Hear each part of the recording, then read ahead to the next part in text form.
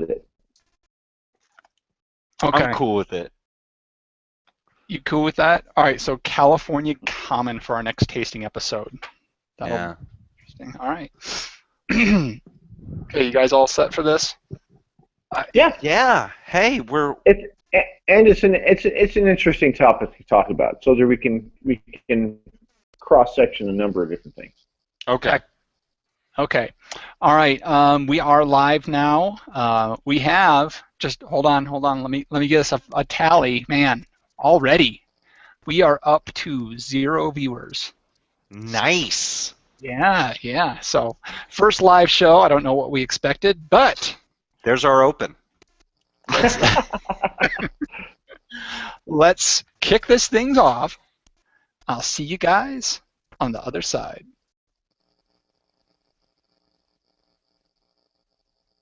This is Brian Roth from the This Is Why I'm Drunk blog.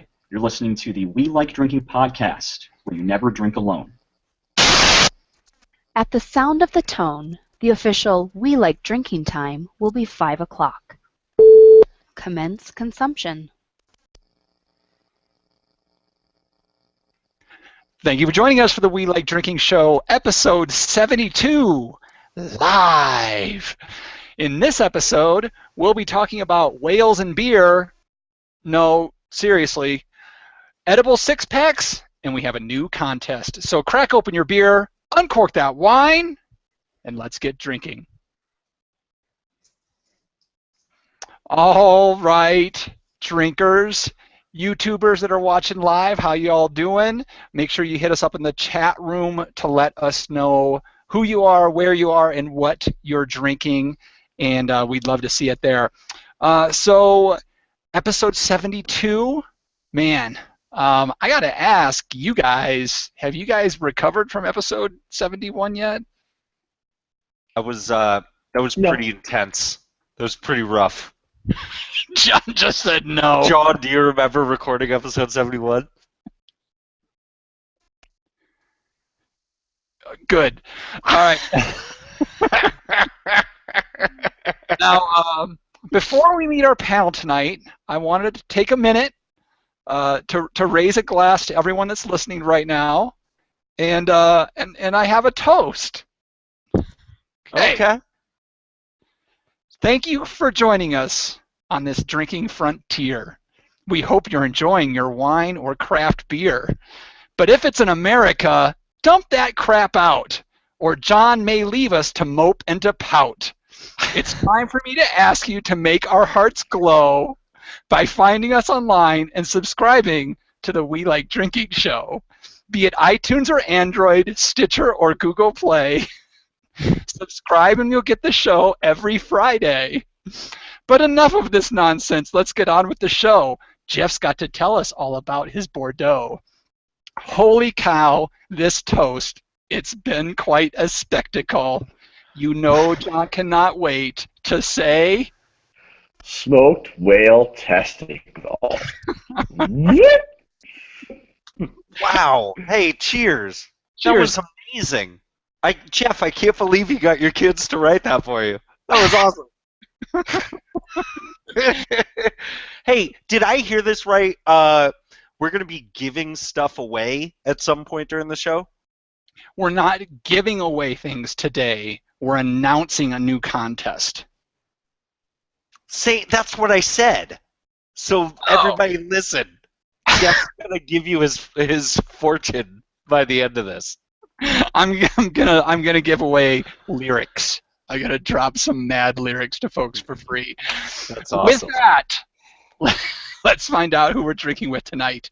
He was a finalist in the 2013 Wine Blog Awards, a certified California Sustainable Wine Growing Ambassador, and the founder of the Stay Rad Wine Blog. And is going to feel phantom cell phone vibrations for the next 10 days. Jeff Solomon. How you doing, Jeff? Huh? I Who don't know. wrote it? John? Was that? I don't. Phantom self. But, huh? I don't know. Okay. I I'm just so- read what somebody types. Jeff, I'm so glad you got your kids to type the show notes tonight. Hey, so tonight I am drinking from this fat ass bomber right here. This is from the brewery. They like in the last year they kind of rebranded themselves. It's Brewery Terrio. They do a lot of like really neat, interesting, like sours and almost like wine style type of beers and stuff. And this is one of their classics. This is the Tart of Darkness.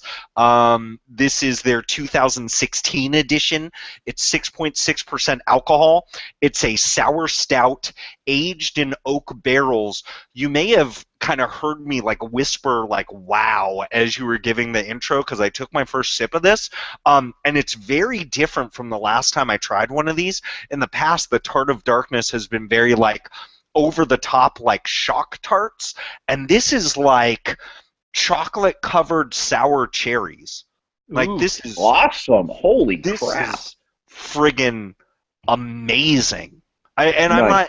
not, I'm kind of working my way into a lot of like barrel aged beers, and I'll tell you, this Tart of Darkness right here, 2016 edition, like to me that rivals like, did I drink one of the Stone like barrel aged chili beers on here like a couple months back? Yes. Yes. Like that Good. to me was insane, and this is like that lady with like the bleach blonde buzz cut from the mid 1990s. This is Stop the Insanity right here. That's what that is. Yeah.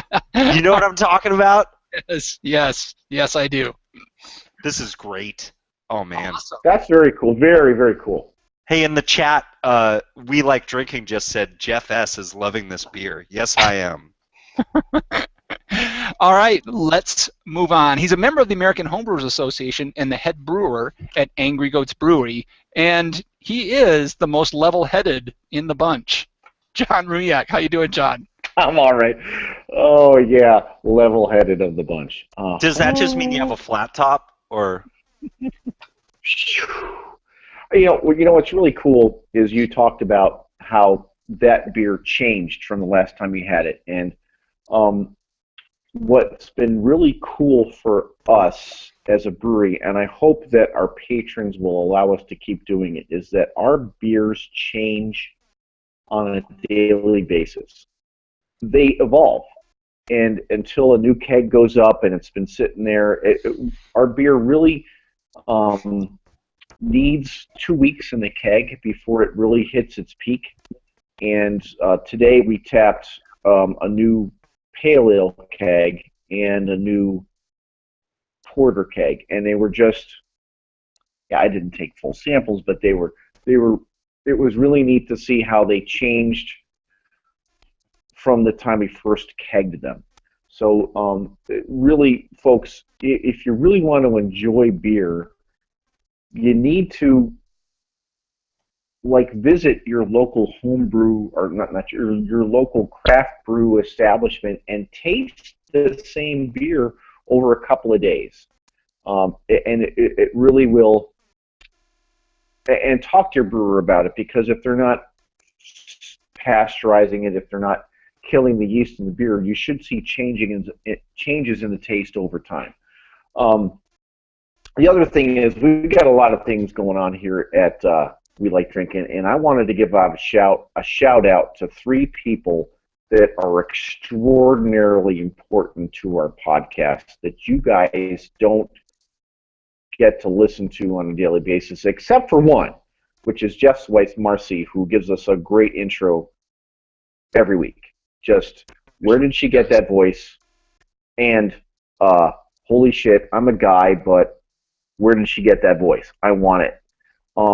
That's your voice. Solomon's wife, Kara, just the fact that we go through all this and she's expecting a baby, and my wife, 2,500 miles away, Sharon, they're the ladies behind the scenes, and they are the backbone of our show, because they let us guys get together every week and just shoot the shit and then entertain you folks. And without them, really, this is no shit. Without them, we couldn't do this. Why are you getting so emotional? That's so awesome. Where's this coming from? What happened? Did you forget it was your anniversary? No. My anniversary is at the end of June, and I'll be home for that. Oh, God forbid, I wouldn't be doing this anymore if I missed it. Ah. But we need the support of our better halves, and Oh, most definitely. it only works because of that. Oh, so that's that's that's great. Tedejo Hija de Poo, which is some sort of honey Son of wheat beer. Pooh? Did you say Hija de Pooh, daughter of Yeah, Pooh? yeah, there you go. There you go. You can see it. It's the daughter of Pooh. And that might be Pooh Bear. I don't know. Whatever. But no, serious up, folks. I mean, I hope you, whatever you do in life, there's someone there that's supporting you, and give them the props they deserve, because we couldn't do this, and you couldn't do whatever you do without them. Oh, for sure. Hey, what kind of beer is Hija de Pooh, and how many colons did it cost you? Well, I'll find out about the colons tomorrow when I have to wake up. It's a kind of a light beer, and it's pretty good actually. I'm liking this. It's definitely has honey in it, and it says that on the label, I think. But I've had a lot to imbibe today, so. That's cool. Forties new malt liquor I was pre-gaming pretty hard, so. No glass tonight, huh, John? What's that? No glass tonight, I see. Oh, I have one, but I was pre-gaming with our Angry Goats Howler IPA, and I didn't want to mix the taste, because the Howler IPA is really dank. There is a lot of Columbus hops in that, and Azacca and Cascade. And just the combination of that is really, it's got a lot of funk going on. And now regardless of the corkscrew that just fell into the trash can, there's a lot of funk in our IPA, and I think it's cool, and a lot of people love it, and I appreciate the fact that they like something that's kind of off the beaten path. But this is kind of more of a straight up beer, which is got some honey in it, so I appreciate it. It's actually one of the better beers I've had here in Costa Rica, and it's made here. Nice, excellent. Oh, that's awesome.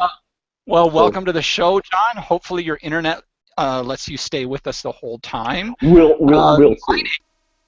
We'll see. My name is Jeff Eccles. I'm a certified specialist of wine and your host for these festivities. And I'm constantly thinking, why do I do this to myself every week? It's unknown to be thought. And tonight, it's my favorite time of the month. The Vine Box has arrived. So I missed it last week on show day, but I got it this week. 1 white, 2 reds. We'll be talking about Vine Box more than once tonight. But this is the Vignelicois Blanc. So this is from the Languedoc region of France. So this is southern France. This is a white blend of Roussanne, Vermentino, and Picpoul, the Picpoul grape. So very, it's definitely got some stank to it. It's definitely got some earthy, dirty notes to it, which I'm loving. And it's got some tropical kind of Sauvignon Blanc kind of coming through with it. But nice little white. That's an interesting juxtaposition, because our IPA has kind of that with the Azacca hops, has kind of a citrus overnote with the dankness of the stuff. Like I don't want to, kind of like a wet sock flavor. Nice. But nice. I like that. It's kind of like an interesting way to play off of that. So that's interesting. Yep. Know what's crazy? You're talking about a white wine, and you're talking about like some stankiness and some funkiness to it. And earlier this week, I was grooving on a single hop pale ale from Green Flash, the Pacific Gem. Nice.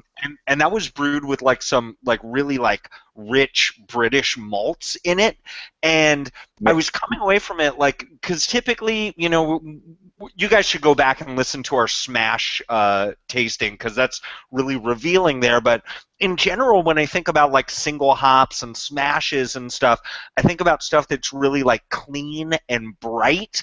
And that was very much like I was drinking this and I'm like, this is just straight up funky and dirty and gritty, and Cool. I'm loving it, you know? And I think to get that funkiness in a white wine, I don't know, I feel like it's few and far between. Like, even when you are going old world, Jeff, Yeah, like, where should we be looking if we want funkiness in our whites?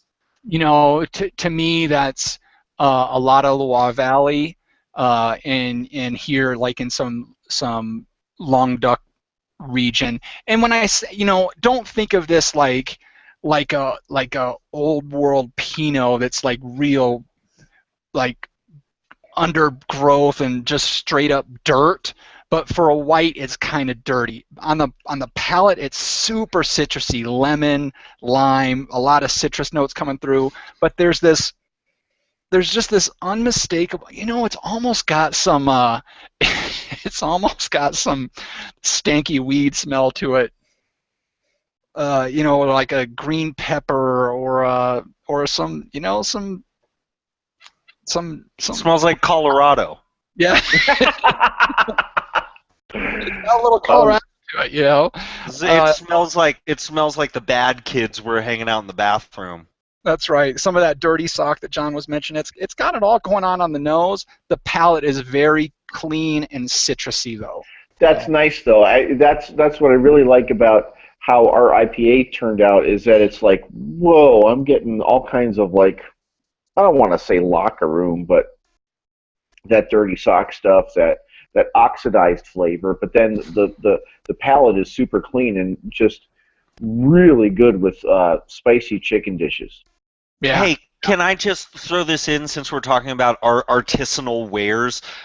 That Chateau Courier Marsan Viognier is another funky white or funky orange. I'm loving that mofo. I wish I had enough around to send some to you guys.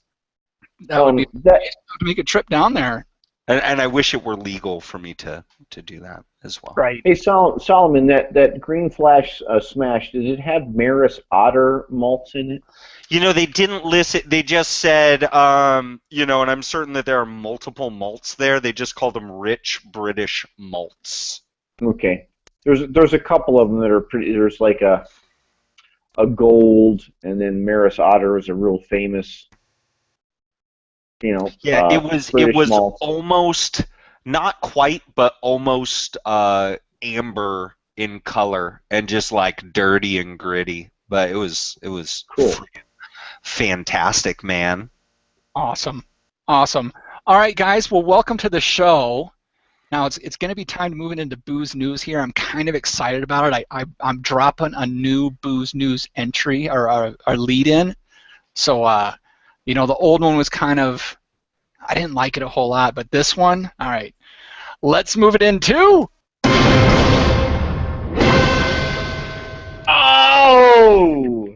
Booze News, where we discuss interesting, noteworthy, or frankly idiotic stories. Booyah! That's like to pump you up. That's like wake up, the news is on. That was exciting. Somebody just crashed their car.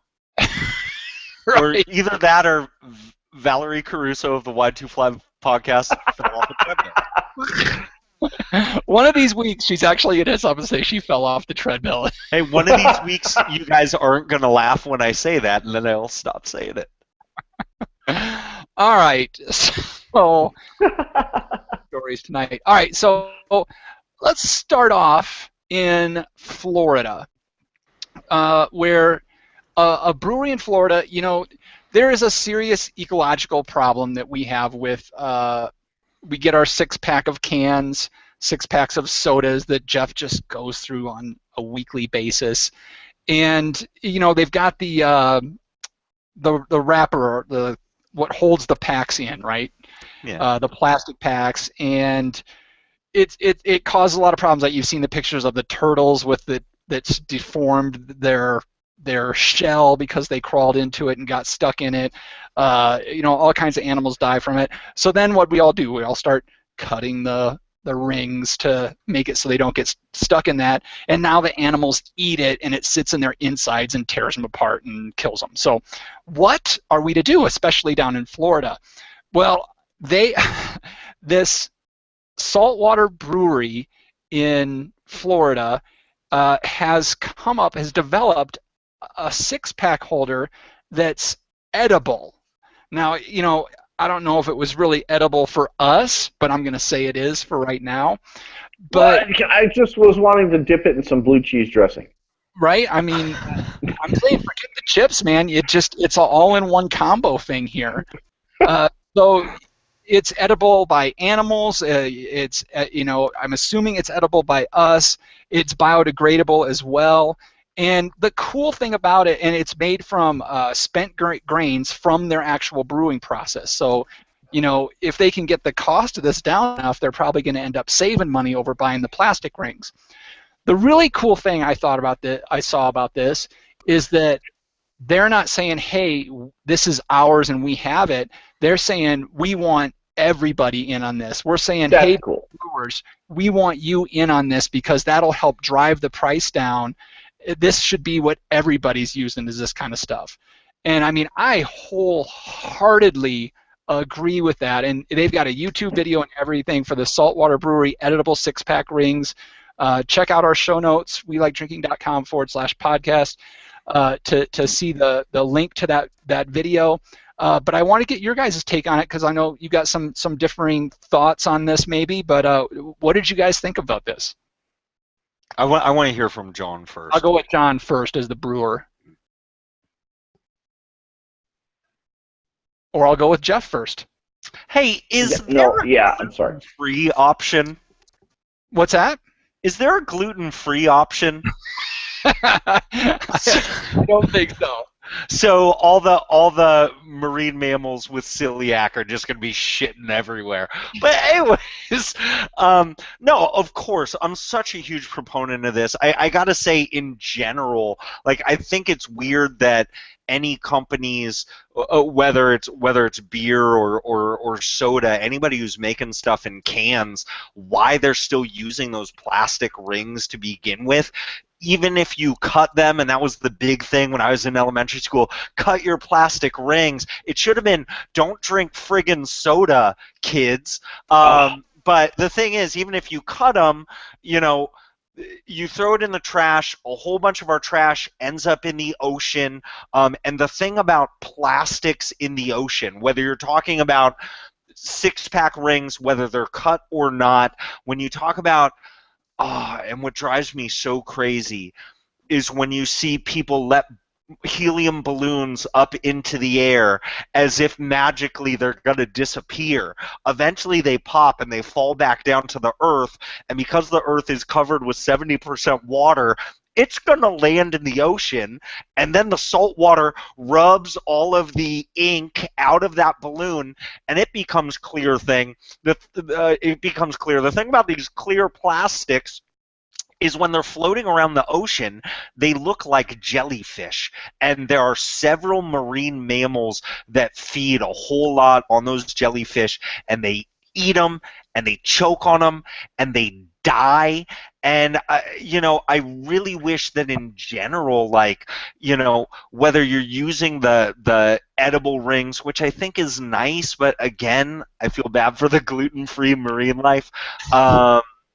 The thing about the edible rings is it's nice that it is kind of, taking this negative, turning it into a positive if it ends up in the ocean. But I wish that we weren't using those things at all. I'm seeing more and more places like that are, canning their beers, just putting them in really thin cardboard boxes that are highly recyclable. I think that's a great option. I'm a big fan of people buying their beverages in bulk, so it's less packaging waste in general. But man, I wish more the companies that are using those rings, and maybe we need to hit up, those horrible companies like Coca-Cola and Pepsi-Cola that are marketing towards our kids. I wish they were using those as well. It doesn't have to be just a beer exclusive thing. Yeah, absolutely. PepsiCo, Coca-Cola, get in on this action, man. What's your problem? I am flying to Atlanta right now, and I am protesting at the doors of the World of Coca-Cola. Actually, I'm protesting right in front of the bathroom at the end of the tour at the World of Coca-Cola. Nobody uses that bathroom until they start using alternative packaging. All right, John, what do you think of all this? Well, I think it's very cool that they're doing it.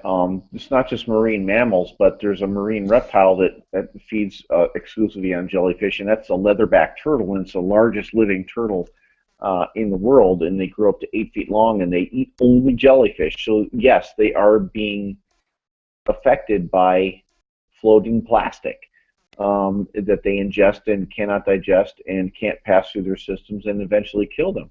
As far as Jeff Solomon's saying about balloons and things like that, you wouldn't believe where balloons end up. I mean, I used to, I don't anymore. I used to elk hunt in Colorado, and we would be out where few humans have ever been, and there lies the remains of a mylar balloon because somebody just let it go.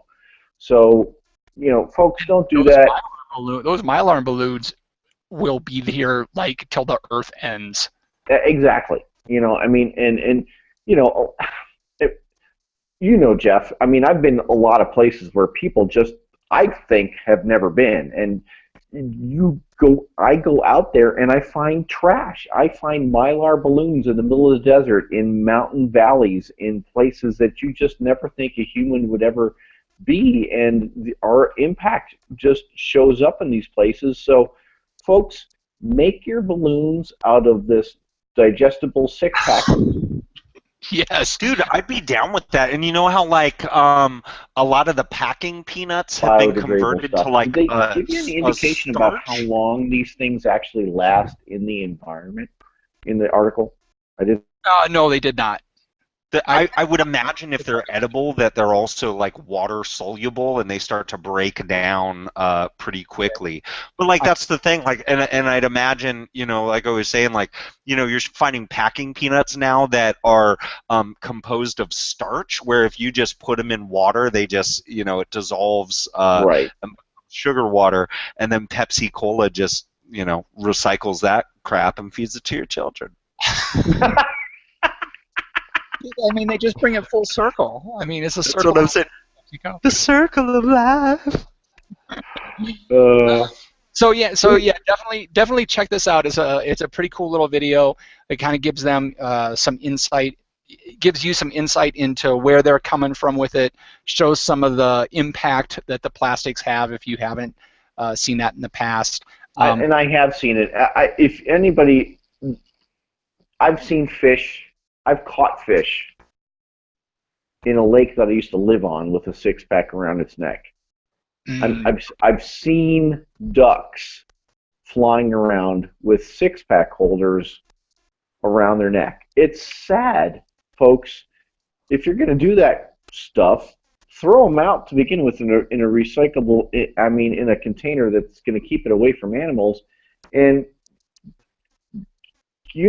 producers, protect us from our own stupid selves and use these things that will biodegrade, please. Yeah, and it's not something I think that they can go get right now. They think they're going to need some funding to probably try to get the pricing down. But if one or two of the, not one or two, if AB gets in, this will be something that everybody can get. So go do that, AB, because we talk so highly of you all the time that you should listen to us. Yeah. Isn't America the land of much as we hate you, listen to us. Yeah. Come on. Okay. So this next article, this one just came out yesterday from Fox News, and it caused me to stop in my tracks. Let me just read the title, and then we'll go into it a little bit more. Whale vomit beer could be the next big thing. So I guess They must show a lot, and they figure, well, we may as well get it from both ends of the whale.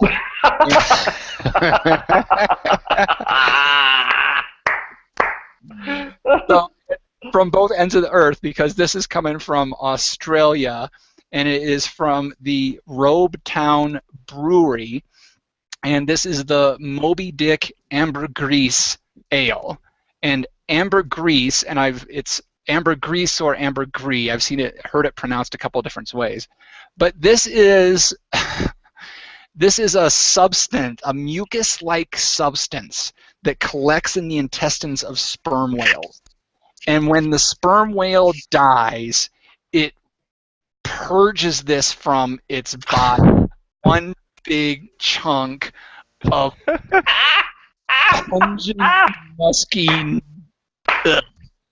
And it's actually used in perfumes for some reason, but and 1 pound of this stuff goes for $63,000. But you just find it like on the seashore. I mean, but anyway, so a brewer happened across a chunk of this ambergris and said, "Huh, I wonder what'll happen if I use this in a beer."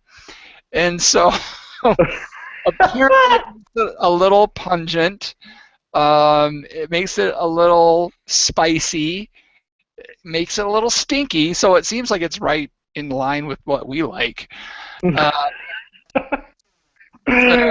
They said it tastes a little bit like the sea. It tastes a little bit like marine animals. It's really interesting.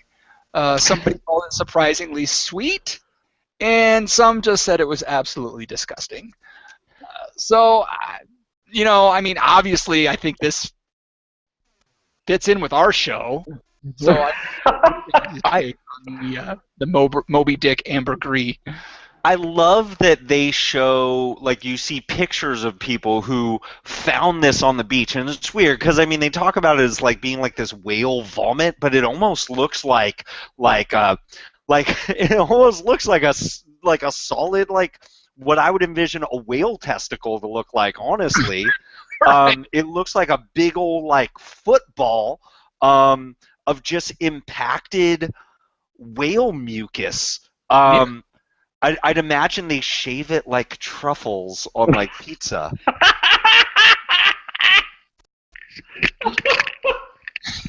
Yeah, I imagine they do. So I guess the way that they flavored it was, am I saying this right? Like they boiled it or something, and then like extracted the oils that way and made like a tincture or something. That might be the funniest thing I've ever heard you say on our show. Shave it like truffles on pizza. I was thinking more along the lines of let's stick a wick in it and just burn it because it's supposed to be waxy. It might go for about 5 or 6 years.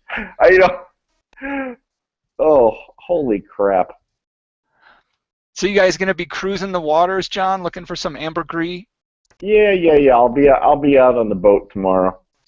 Go to Australia.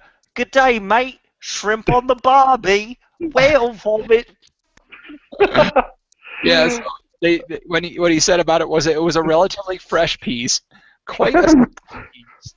So it was airing and curing in the backyard before I got hold of it. But but he said he soaked it in alcohol first. Yep. He extracted the aromas by soaking small sections in alcohol. It gave it a musky tincture, and he added it to the amber ale during the bottling process. So it's not even during the boil or anything like that. He's just dripping this right into the bottle. That's just... Well, so I'd imagine there's like some bottle variation, like some are more like vomity than others. Right. If he coughed a little bit, was when he was holding his turkey baster over it and just squeezed a little bit too much. Yeah.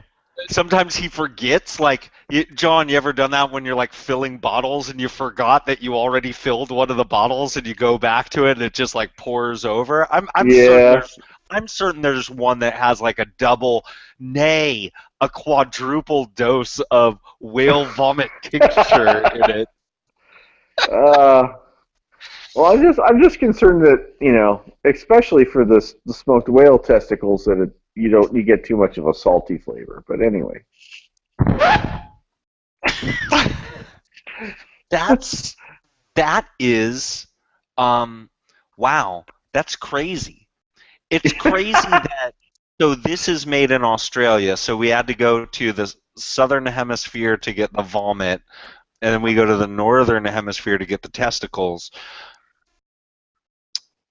It seems like it should be the other way around, is what I'm saying. But like the other thing is, so apparently these things only surface like after a whale dies, and my fear is if the beer is that good, Anheuser-Busch is going to go out and just start killing whales prematurely to get their ambrosia salad or whatever it's called. I would not put it past them. Ambergris. Ambergris. Pinot Gris. Yeah, so so we've asked it before, but now we've got a comparison here. So smoked whale testicle beer, yay or nay, John? Like, would you drink it? Yeah, I would. Okay, how about I'm compelled to say yes, but yes, I would. how about ambergris beer? There's something about waxy whale vomit that really doesn't appeal to me. But yet smoked whale testicles, that's right up your alley. It seems more of a delicacy than waxy whale vomit. All right, okay, there you have it. Jeff Solomon. I gotta say yes for both, honestly. And I think the problem is, like, we're calling it vomit, but it's not really, like, it almost like, to me, like, it feels like, because it's been like congealed and compacted and stuff like that, that it's just more like any other organ. You know what I'm saying? It's like a chicken gizzard. Can I ask you a question? Because it's been purged after the death of a very large cetacean, you feel that it's more palatable than, say, a smoked testicle. Well, did they keep the whale alive when they ripped his nuts off? Because that seems pretty cruel. Well, neutering your pets is a big deal. I don't think oh man, that's awful. Okay. That's horrible. So, and I would too. I mean, if I had the chance to try either of these, I would do it. So, all right, guys, let's see. What are we at for time? All right, Jeff Solomon, we'll go 3 deep tonight. Let's do this. we're going for number 3 here. Hey guys. Hey, we got another viewer watching the show. Hey, hello, whoever's watching the show. Let us know in the chat who you is. Go ahead. I don't believe you. You're a liar. Hey, viewer, make yourself known while I talk about this travesty. Hey, did you guys know that 40 years ago, the Judgment of Paris happened? Yeah, it's like all I've seen for the past 2 weeks from wine bloggers. It was great. I mean, I was really happy. There was somebody writing it in the San Francisco Chronicle that wrote a nice story why the Judgment of Paris really matters and why it doesn't. And they did a really good job of talking about, like, can you guys friggin' relax just a little bit? Because it has been like the last 4 or 5 months. I feel like I thought it already happened, and then all of a sudden I saw somebody associate a date with it. It was the 23rd was the anniversary. And to recap, the Judgment of Paris was kind of important in the sense that France wasn't really giving California its props in terms of its winemaking chops, and so going through this blind competition and having a bunch of French judges overwhelmingly choose a whole bunch of American wines over French wines. Like, that was really important, and that was really cool.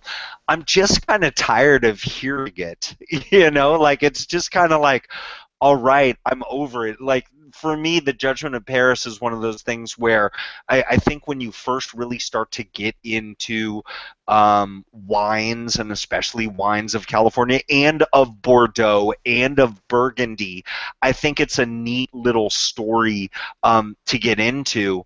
But, man, let's let it die.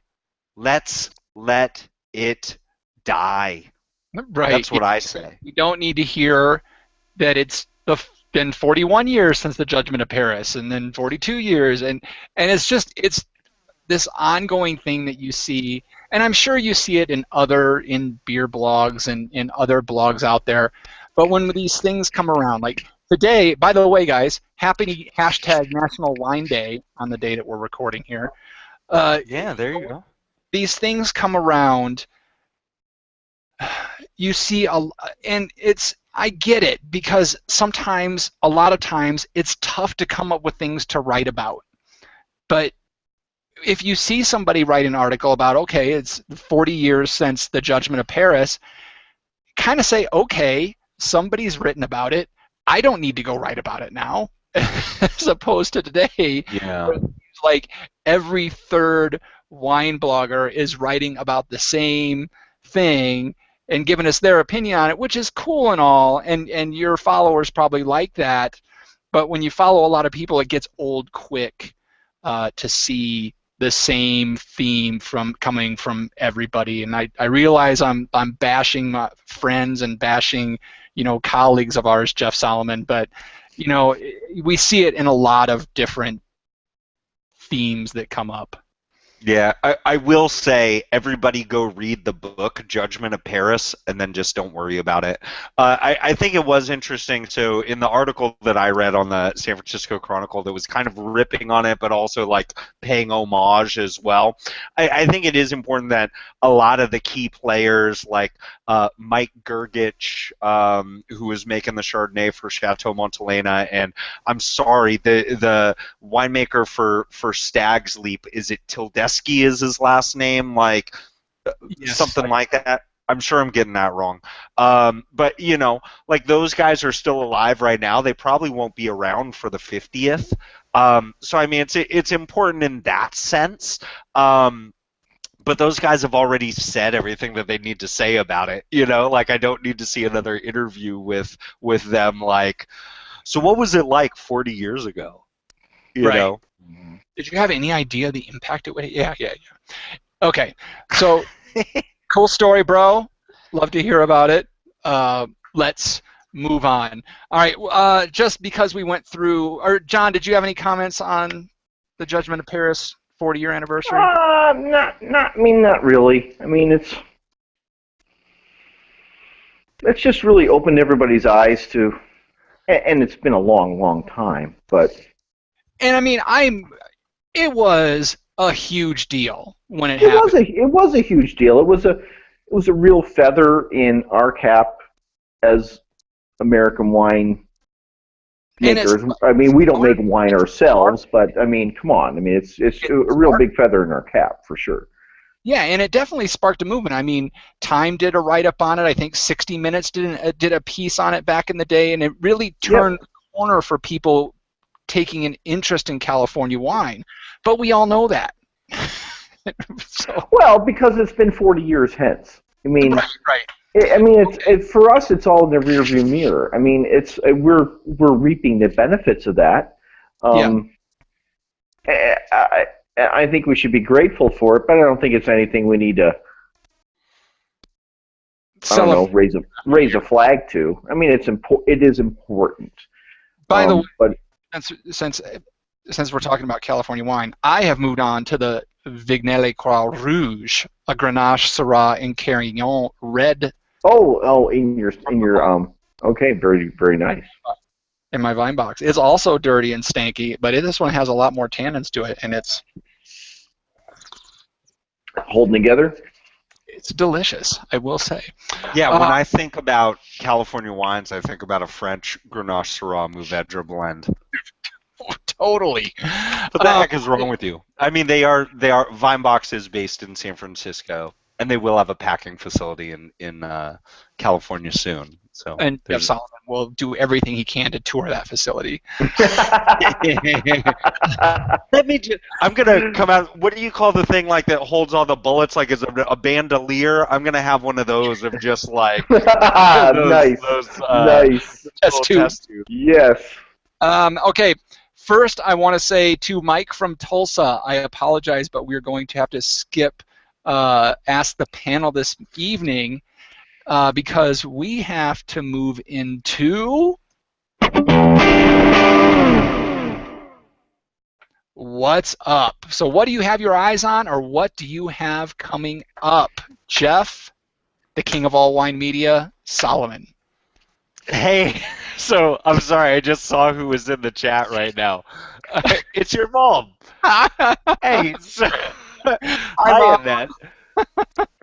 There, let me hit the cough button real quick. Hey, Hey, Jeff Solomon. what's up? Do you know what she's drinking right now? I don't. What is she drinking? She's drinking Diet Pepsi. Oh, Annette. Oh, I guess I'll let it slide. All right. Oh man. Please tell me you weren't feeding Diet Pepsi to your son when he was growing up. Oh, she gave it to me in like the bottle. Okay. All right, Jeff Solomon, what's up? So here's what's new. Here's what's up. This last week, our friend Elizabeth Schneider posted a new episode of Wine for Normal People, and I feel like this is something that is mandatory listening. And I want to be very careful with the way that I word this right here, because what I will say is it starts a conversation that I think is very important for people to have, because I feel like a lot of times there's a lot of people that talk in extremes on either sides of this conversation, and I really think that there is a fine middle ground where I think we can all kind of meet and be happy. I wanted to thank Elizabeth Schneider for being sharing such a personal story about drinking while pregnant. And while I totally disagree with her take on the research, and I felt like a lot of the articles that she talked about, she kind of cherry-picked in terms of finding something that supported her take on it, when overwhelmingly we see science to the contrary of what she's saying. I appreciated so much her willingness to share that story. I found myself in general being a whole lot more empathetic to what women have to go through during pregnancy and in life in general, and it really is a decision that it's a decision that couples make, but ultimately it's the woman who is deciding whether or not she's going to drink any alcohol at all during pregnancy, and I just think it is really like something that should be listened to. I found myself like yelling at the podcast the whole time, but respectfully yelling at the podcast. That makes sense. I have to say, I mean, I 100% agree with you that this is a must listen to if this is a topic that interests you at all. And even if it doesn't, if it's a conversation that's being had, and even if it doesn't, you need to go listen to this podcast, because especially with the part when she's talking about the looks that she was getting from people, I can totally see that and 100% say, mind your damn business to people that are judging other people by what they're doing out there, And I was really when I saw the title of the podcast, I was like, really? This is an episode? And as I listened to it, I became like, pull the car over, stop, and just listen to what is being discussed. And it was a really engaging episode, and I was 100% impressed that she released that as an episode. That had to be a difficult decision for her to release, because I'm sure I can't even imagine the emails that she's getting. Hopefully they are more on the supportive side, but I'm sure there are plenty of people that are just going after her because they're assholes and have nothing else better to do with their time. But I commend her wholeheartedly on the show and support, the decision that her and MC Ice made. And it is, like you said, it is a couple's decision, and if you're not a part of that couple, back your ass up, because it's not your decision. Yeah, and I will say, and I also appreciated, like, MC Ice allowed himself to be. I know he doesn't like to, he goes by the code name MC Ice because he doesn't really want to be in the public eye or anything like that. But he really allowed himself to be very vulnerable on there as well, and I really enjoyed. I just really enjoyed listening to that, and I would say, guys, like as you look at stuff like that, I think it is important to read the scientific literature that's out there. She was definitely quoting, real research that has been done, which I appreciate quite a bit. There's tons of stuff that's been put out by, I want to say it's the British Journal of Medicine, just because it's so much more common for people to openly drink while they are pregnant in Europe. And so there's a lot of stuff written there that's just kind of interesting to read. And what we find is, we can have several different studies that have been done that provide true information that is also contradictory in nature. And so one really needs to, search through a lot of that stuff, and not necessarily. I guess the thing that I don't ever want people to do when making decisions as critical as that is to just go through the stoner logic of somebody that goes, well, I know somebody that did this thing over here and everything's radical, and make that be the thing that you make your decision with, because there is plenty of research out there, and I think people would do themselves a service to read as much as possible about that. Yep, not just one article. And she talked to people. I mean, she did a lot of research into it. And what I would also say, let me throw this out. We're not planning on having any other kids after this one. But if we were pregnant again, I think just listening to that episode made me not want to drink. Me personally not want to drink during our next pregnancy, because I think that there's a lot of pressure in that sense too, of like women not necessarily being in supportive households where it's like, you do this because you're a pregnant lady, meanwhile we're going to keep doing everything else the way that we've been doing it. You know what I mean? Yeah. But it's too late this time. My baby's due in a week, so sorry, hon. Next time around, I won't drink. I swear. Well, John, I'm sure you didn't listen to this episode because you're probably not a big subscriber to the podcast. But any thoughts on this one? No, not a lot. I love how talkative you are on the podcast sometimes. Oh, I'm sorry. I mean, it's just. No. It's I totally get it. I'm just giving you some grief. But I mean, I've been through it a number of times. The 3 times myself. And So I just want to say again to Elizabeth and to MC Ice both, thank you for that episode. Thank you for being so real in the episode. There was moments where you could tell they were off script completely, and sharing some very real feelings as to what was happening when it was going on. So very good episode of the Wine for Normal podcast, Wine for Normal People podcast. If you're not a subscriber, go find that episode. And Dude, it won't be difficult. Just type in wine in iTunes and they're near the top. yeah. But seriously, Elizabeth Schneider, thank you for putting that out. Thank you for putting that out. We love you. We love your show. We love MCIs, and we'd love to have you on the show again. It was fun the first time. It was fun the first time. I think that's still our longest ever episode. Although at this point, this live episode may rival it. Anyway, John Ruyak, what's up?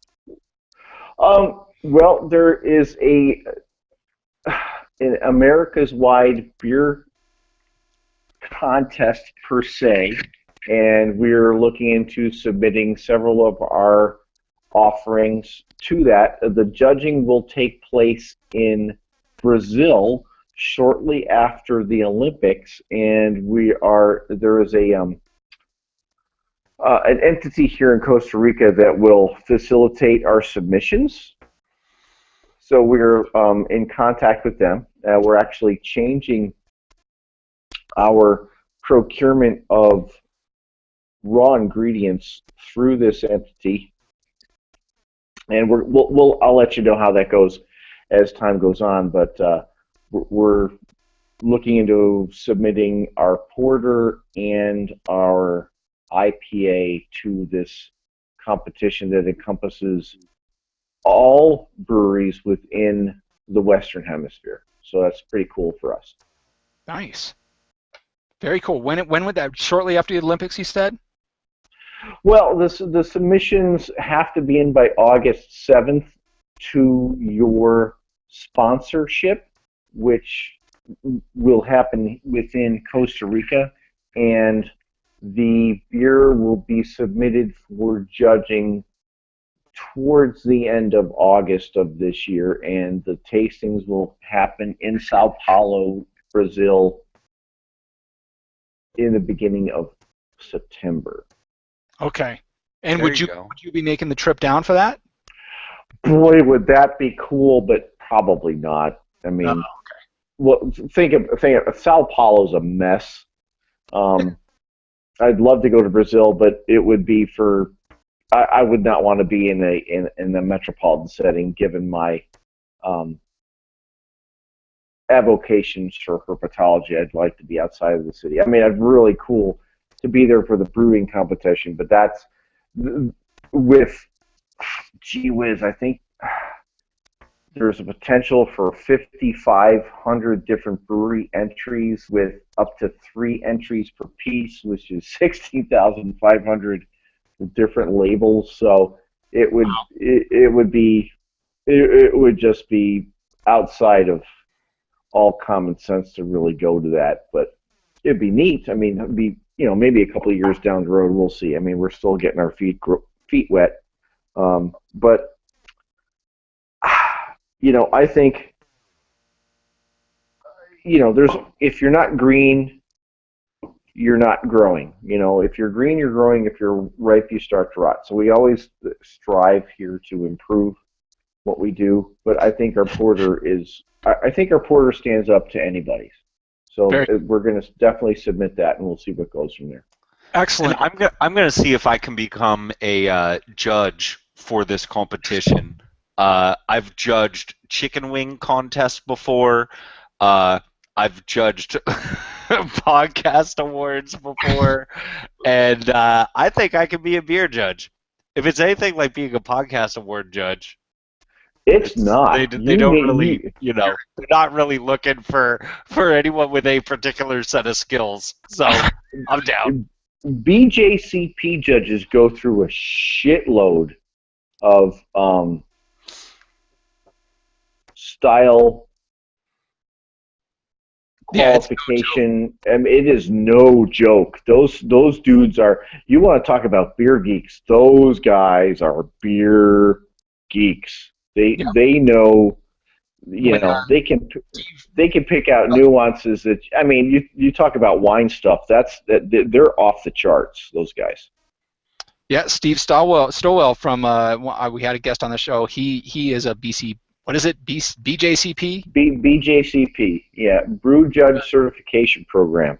Yep, he went through that. Hey, man, I could become an ODB. I can do it. You already are. Thanks. So, and as does that stand for obstinate douchebag?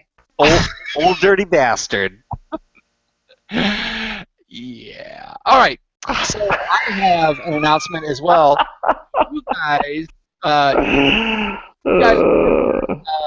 we had Matt Dukes on the show a few weeks back from What I'm Drinking Tonight from the Vine Box, right? Yeah. That episode. Well, after the show, we got to talking about how we could continue to raise awareness of the Vinebox product and service. And Matt Dukes and the folks at Vinebox were kind enough to partner with We Like Drinking for our next contest, which we're announcing tonight. And we will be giving away 3 months of a Vinebox subscription. So we're talking about over $100 worth of wine shipped right to your door for 3 months. So this is a way cool thing. Special thanks to Matt Dukes and to everybody at Vinebox for partnering us to do this. Very easy to get yourself in. Just visit welikedrinking.com/contest. You just got to give us your name, your email address so we can contact you, and then you have to answer one question to get. Dude, this is perfect. If all I got to do is beat our one listener watching live right now to enter, I think I got a real good shot here. And our viewer said, "Wow!" to this contest. Maybe I better start drinking wine. So it reminds you. Remember the movie Johnny Dangerously? That sounds familiar. That's not like Rowan Atkinson, is it? Joe Piscopo was in it, and when they were a kid, they gave their mom an ashtray for Mother's Day, and she said, "I better start smoking. Thanks for the ashtray." So visit welikedrinking.com/contest. Get entered in this. We're going to run this one for 3 weeks because we've got kind of a hectic schedule over the next 2 weeks. So we will announce this one. If we do it live, it'll be Wednesday night, June 15th. Otherwise, it'll be announced on the show Friday, June 17th. I'm waiting for my mother to launch something into the chat room, Jeff Solomon, so you keep an eye on that. And hey Solomon. Yeah. Congratulations, your San Jose Sharks are playing for the Stanley Cup. Yeah! This is shark territory. It's a power play. I'm doing the shark chomp. Oh, man, you think it looks dorky here, but when there's like 18,000 people in the arena, it's friggin' intimidating, dude. When the Montreal Canadiens come into town and they see the shark chomp, they're like, get me out of the South Bay. This place is crazy, man. There's too much tech money in here. Yay. You'll step into the HP Pavilion and try to mess with us. That's awesome. First cup. Oh man, that's great. Congratulations. They're playing for the cup, so we'll see. It's probably against Pittsburgh. We'll see. Congratulations to San Jose Sharks. Sorry to the St. Louis Blues. We may have to put a friend of ours or two on a certain kind of watch because they were kind of counting on this one. Oh, are you feeling blue? Oh. Oh my goodness. Hey, Jeff. What? Do you have a birthday coming up? I do, as a matter of fact. How did you know? I have no idea. Our one viewer happens to know. I don't know why. Happy birthday on the 17th. You're going to be 50. That's great, man. Your dirty mouth. And with that, oh, look at the time. It's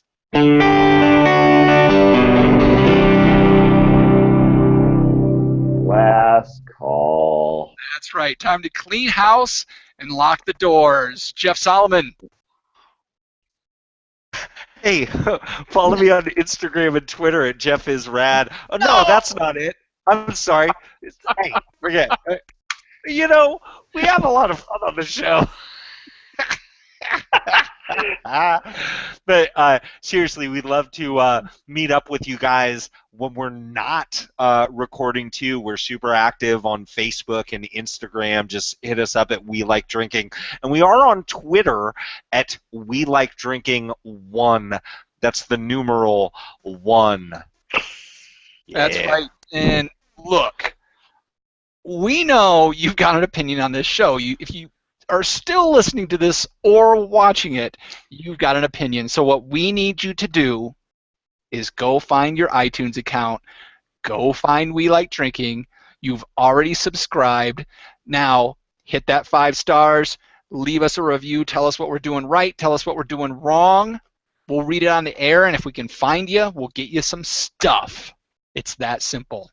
John, Yeah, you're next. I am really. Look, it's been a very difficult show for me, but you know we're very active on social media, so check us out on those things. Look. I've been in and out. I'm in Costa Rica. It has been a very, very difficult thing for me today, hearing about what? Solomon, What's up? What? you take over for John. Oh, it's been a very difficult show. Well, I mean, there's our financial supporters, and those are the Patreon folks, the folks that keep the lights on and keep our show going. Simply, we can't keep going without you. So we appreciate your continued support. If you receive any kind of value from our show, on your walk with the dogs, on your way to work, sitting in the middle of traffic. Here's how I would put it. While On you're sitting at the coffee shop with your chickpea salad, chickpea and kale salad with cucumber dressing, if you get any value from that, please visit WLD.com/pledge, and there's lots of levels you can get in on, and help us out. I would put it this way: if you don't want John to have difficult shows, for as little as $1 an episode, we can build like this super long Ethernet cable all the way to Costa Rica. Every dollar helps.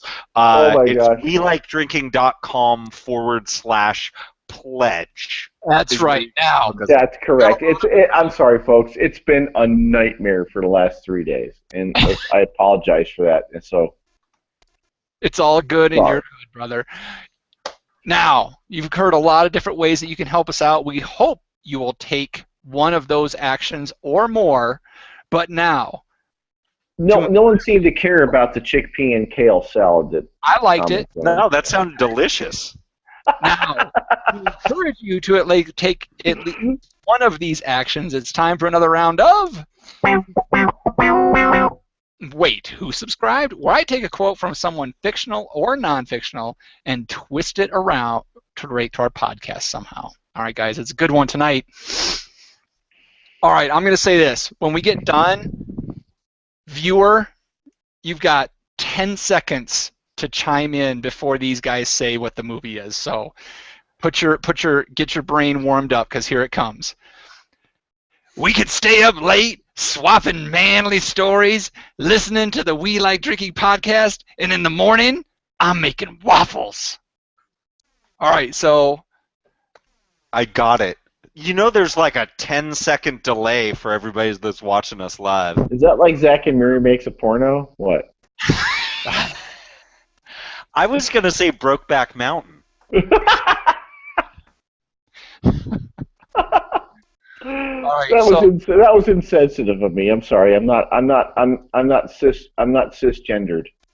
God, it's getting worse. You're not cisgendered?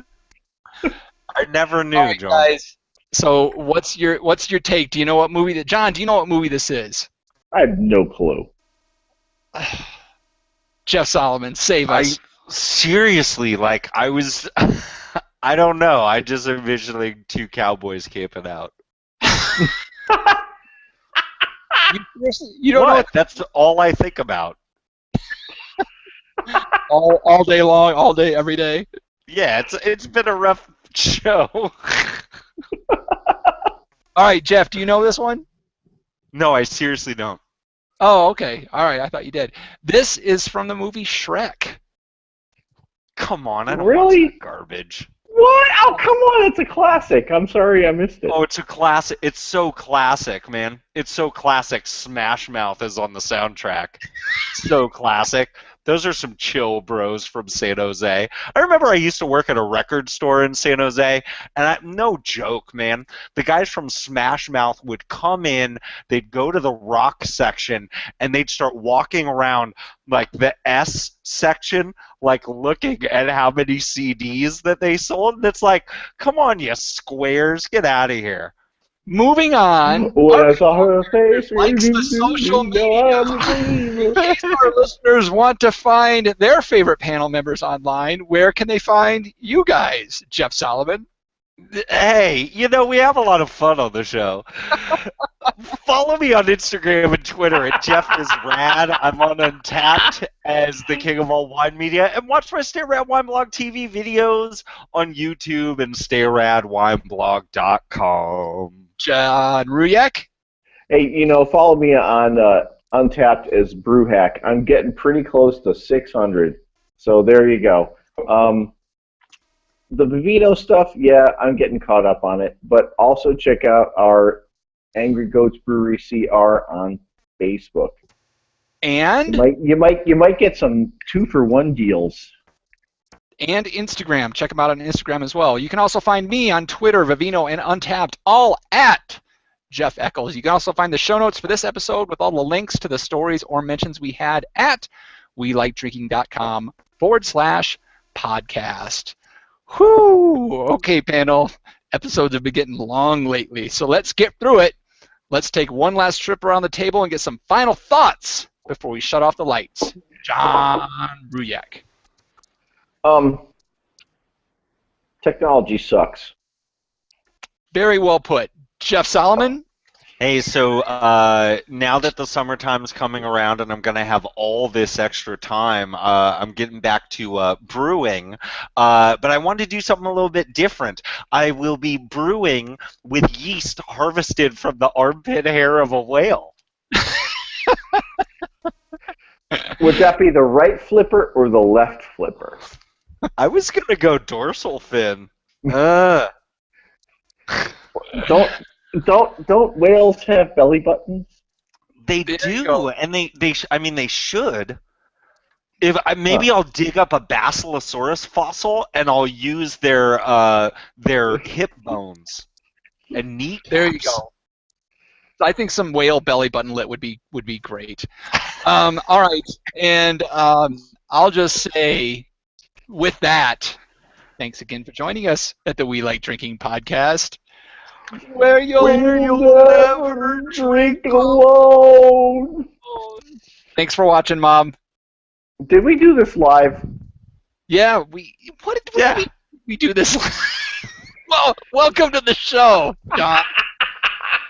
I'm just joking. I Remember that know. old, it was like when Bill O'Reilly was the host of what was it, like Inside Edition or something like that, and there's that outtake of him he's trying to read this thing here's Sting to play us out, and he just doesn't get it, he's never heard that term, to play us out, and so he's freaking out. He's like, F it, I'm gonna do it live. F it, we'll do it live. Oh, Bill O'Reilly. God. I'm pretty conservative, but there's a lot of asshole conservatives out there. Jeff We'll Solomon. talk about our political leanings while we're live. So, hey, everybody. All right, folks, Patreons, moms, we appreciate you taking the time to watch the show. It means a lot to us. It was good interaction. Thanks for chatting with us. Thanks for helping us out. Guys, you got anything else to say? Yeah. Yeah, Are we gonna? give us another shot next week. I like doing it live because you never know who's gonna jump in and say, "Hey." So Wednesday nights. I agree. Wednesday nights are. Yeah, and Yeah. my internet connection will be a little bit better next week, so watch out, mofos. I mean, Oh. it sounded fine on our end, so I'm sorry you were struggling. It was just for me receiving the feed was really tough. All right, Patreons and YouTube. But thanks, folks. Thanks for listening. We appreciate it. That was cool.